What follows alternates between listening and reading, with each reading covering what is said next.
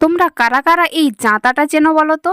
এটা দিয়ে কিন্তু আগেই কলাই বলো, তিল বলো, সবকিছুই কিন্তু এইভাবে পেষা হতো। এখন অবশ্য মিক্সার গ্রাইন্ডারে সবকিছু কাজ খুব তাড়াতাড়ি এবং ভালোভাবে হয়ে যায়। জাঁতা কলের তেমন একটা প্রয়োজন হয় না, কিন্তু আমাদের গ্রামে এখনো এই জাঁতা কলের সাহায্যে বেশ কিছু কাজ করা হয়। দেখো, আজ যেমন হচ্ছে তিল পেষাই করা, সেই তিল যেটা দিয়ে কিন্তু নাড়ু বানানো হয়। এই দেখো কত সুন্দরভাবে তিলগুলা কিন্তু এখানে পেষাই করা হয়ে গেছে। এবার একটু কুলোর সাহায্যে বাতাস দিয়ে ঝাড়িয়ে নিলেই কিন্তু একদম ফ্রেশ তিলটা বেরিয়ে যায়। জানো তো, এই তিলটা ঘানি দিয়ে কিন্তু তেল বানিয়েও বিভিন্ন কিছু রান্না করে খাওয়া হয়। তবে আমরা মেনলি এটা নাড়ু বানানোর জন্যই কিন্তু পেষাই করেছি। দেখো বেশ কিছুটা হয়ে গেছে, আর কিছুক্ষণ ভালোভাবে ঘুরিয়ে নেওয়ার পর কুলো দিয়ে ঝেড়ে নিলে আমাদের তিলটা বেরিয়ে যেতে পারে। তবে কিন্তু এখানে আমরা এটা দুইবার করে এখানে ঘুরিয়ে নিচ্ছি, কেননা যে কটা তিল রয়ে যাচ্ছে সেগুলোও যাতে খুব ভালোভাবেই পেষাই হয়ে খোলাটা ছেড়ে যায়, তার জন্য দুইবার করে ঘুরিয়ে নিচ্ছে মা। ছোটবেলাতেই বইয়ে পড়েছিলাম যে জাঁতা ঘোরে হাতের জোরে, যার যত হাতে জোর আছে সে তত ভালোভাবেই কিন্তু জাঁতাটা ঘোরাতে পারবে। আর একবার যদি ঘোরানো শুরু হয়ে যায় খুব ভালোভাবেই কিন্তু ঘুরতে থাকে। এই জাঁতাটা আসলে